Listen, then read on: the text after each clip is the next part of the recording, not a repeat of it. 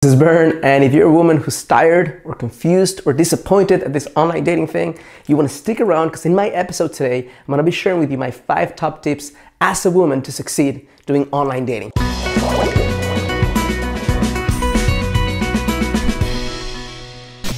Hello, this is Bern. Welcome to YourGreatLifeTV.com. Today is another edition of Ask Bern, where any of you beautiful women get to ask me a question on love, intimacy / sex, understanding men, and I get to create a video with an answer just for you. Today's question comes from one of my viewers. Her username is FullPinkLips01, and her question is, what are your thoughts on online dating? So I thought FullPinkLips01, instead of just giving a generic basic answer about my thoughts on online dating, something more powerful for you and for any other woman who's online dating, who's thinking about this, is to give you my 5 top strategies to succeed as a woman doing online dating. The first one is pretty simple, and it's make online dating your complementary strategy versus your core strategy. Here's what I mean. A lot of women live under the illusion that they have no time to connect with men in the real world, and that the only way they can connect with guys is online dating. So if that's your thought pattern, when you're gonna put a lot more pressure in making this work, and if you get a week or a couple of weeks where you get contact from guys that are not your type, where you think these guys are losers or wasting your time, you're gonna be very frustrated. So be very aware of many ways in your life to connect with men everywhere you go: the coffee shop, the gym, yoga class, in line as you're picking up your tickets for your concert, going out with friends. So there's many ways for you to connect with guys. I need for you to start connecting with guys outside of just the online world, so that the online world becomes like the gravy, like it's just icing on the cake, where you get 5 more guys who want to connect with you, but those are not the only 5 guys that you are connecting with in your life. Does that make sense? Number 2 is pretty simple, but you'd be surprised how many women get this wrong, is get the best possible picture of you. And I don't mean the picture where you cut off your friend that you're hugging and basically has some light on the background and is super low quality. I mean, if you can't afford to have somebody take professional pictures of you at the moment, or you don't want to do that, by the way, if you're going to do that, do it outside and do it in a studio. Do it outside. But if not, get a friend with a regular camera, rent a camera, or get an iPhone 6 who has a pretty good camera, and have them take pictures of you, just you. Okay? Great setting, big smile, shoulder to head, something where your personality shines. And here's the key for a great picture. Besides having a good quality picture, meaning not pixelated, not dark, I want for your energy to be pretty high. So do something fun before you take the picture. Dance, move, laugh, and in the moment of feeling these great emotions, get a picture taken, okay?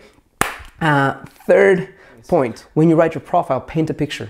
Don't just write this description of I'm a passionate person. If you're a passionate person, paint a picture with words of how you're passionate. What things do you like? What are you passionate about? Why are you passionate about them?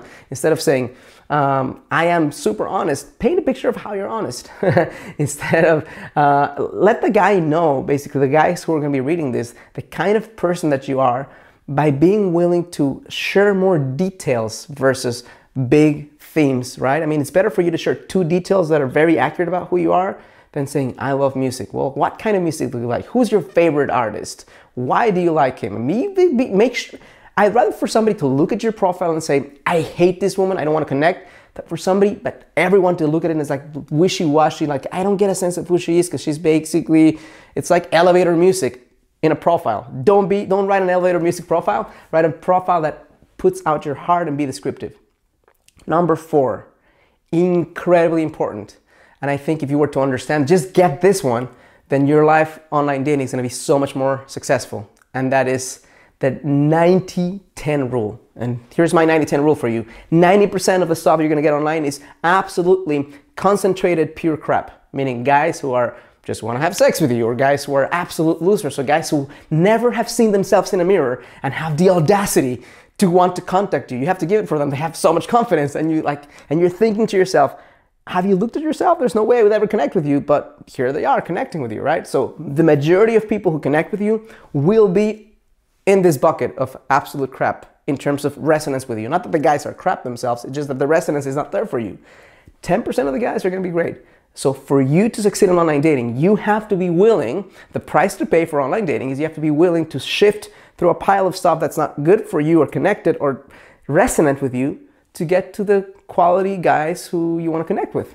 If you're not willing to pay that price, don't even go in there. Like if you go in there and say, well, I've gotten so many emails from guys who are not my type, that's what's supposed to happen when you do online dating.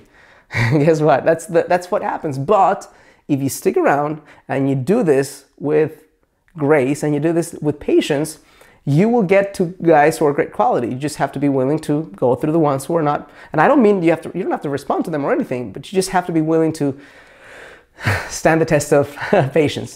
The last one is very, very important, just as powerful as this one.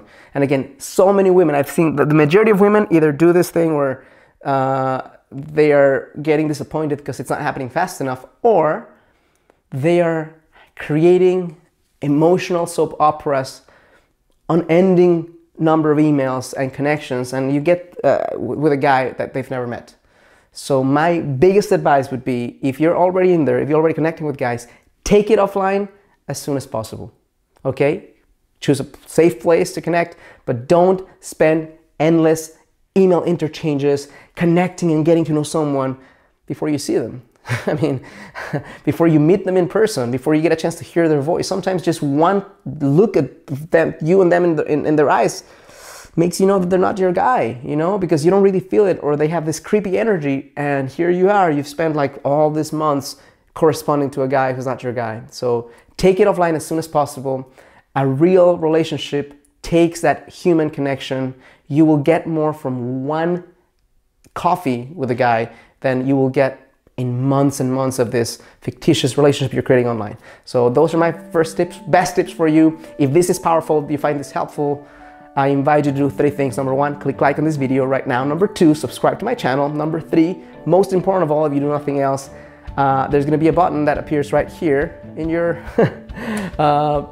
screen that allows you to connect with me on a webinar that I'm gonna be sharing, a 3-step proven blueprint that I've taken thousands of women already through to find your soulmate in 90 days or less. Very, very powerful stuff, and it's free.